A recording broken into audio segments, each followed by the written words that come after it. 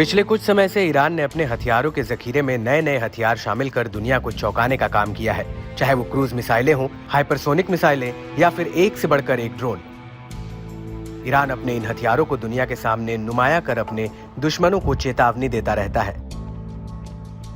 चाहे वो रूस यूक्रेन युद्ध हो या फिर इजराइल हमास की जंग, दोनों में ही ईरान के बने हथियारों का इस्तेमाल होता आया है।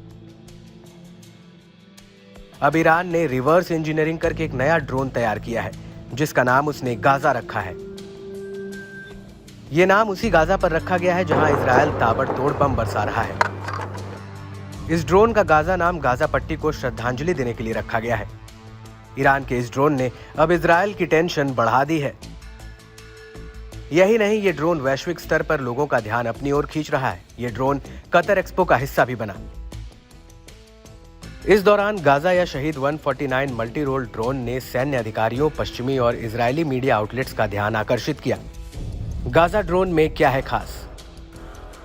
ईरान का दावा है कि उसका गाजा ड्रोन 13 बम ले जा सकता है। ये एक टर्बोजेट इंजन से लैस है जो कथित तौर पर इसे हजारों किलोमीटर से ज्यादा की दूरी तक ले जा सकता है। इसकी मारक क्षमता 2000 किलोमीटर है।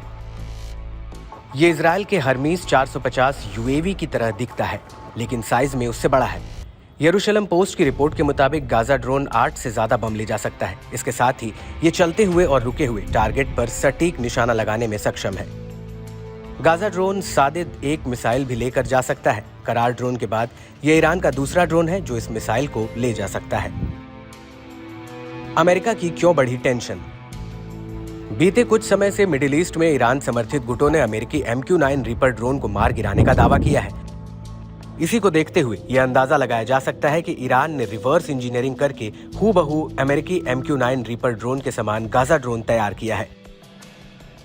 अमेरिकी ड्रोन की तरह ही शहीद 149 के पंखों का फैलाव 21 मीटर है। यह अधिकतम 1500 किलोमीटर भार ले जा सकता है और यह टर्बो प्रॉप विमान इंजन द्वारा संचालित होता है। बता दें, अक्टूबर में ईरान के मिसाइल और ड्रोन निर्यात पर संयुक्त राष्ट्र का प्रतिबंध हट गया था।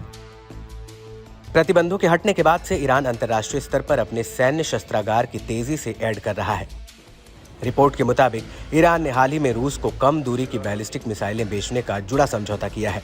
इसके अलावा सूडानी सरकार को भी ड्रोन बेचा। ईरान का नया ड्रोन अमेरिका के MQ-9 रीपर ड्रोन से आगे निकलने की एक कोशिश है, जिससे अमेरिका और उसके सहयोगियों की चिंता बढ़ गई है।